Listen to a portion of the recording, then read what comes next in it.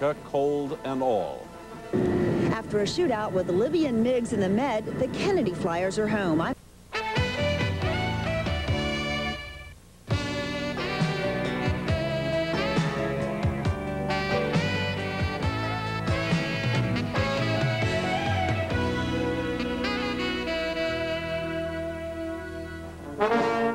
The President of the United States comes calling at Hampton Roads today, and the crew of the USS America rolls out the red carpet to welcome him. And the USS Kennedy's Air Wing comes home to a grand welcome after a tough 6-month deployment and a run-in with Libyan MiGs in the Med. Welcome to Live at 5. President Bush came to the Norfolk Naval Base this morning, and he brought with him more than he wished, a cold that he's been unable to shake since last Friday. In a shortened speech this morning, the President promised tighter controls on cost overruns when it comes to defense contracts, and he said his administration will accept nothing less than top quality when it comes to new weapons. His stage this morning was the aircraft carrier America, and sailors and guests began boarding early.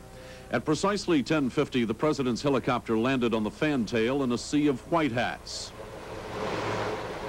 The President was then escorted to the island, and as soon as he started to speak, it was evident that cold had him in his grips. He praised the Navy men and women, citing their service and hardships due to long separations from families. On national defense, he said if cost overruns were not new, they are still wrong and hurt the national security, particularly when budgets are tight. This he promised to correct. We want tighter controls and higher standards in weapons procurement.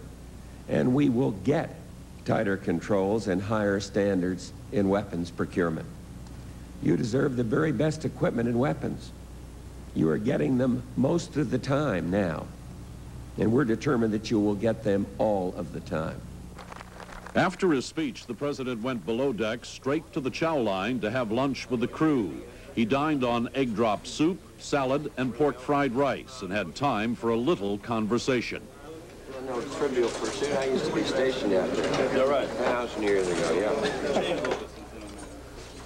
Today was a sort of homecoming for the ex-Navy man Bush, and he told a few sea stories or two. Then it was time to leave. At 12:15, the Marine helo lifted from the carrier for the short hop back to the White House, and I'm sure more medication for his cold. We'll have reaction from the crew a little bit later.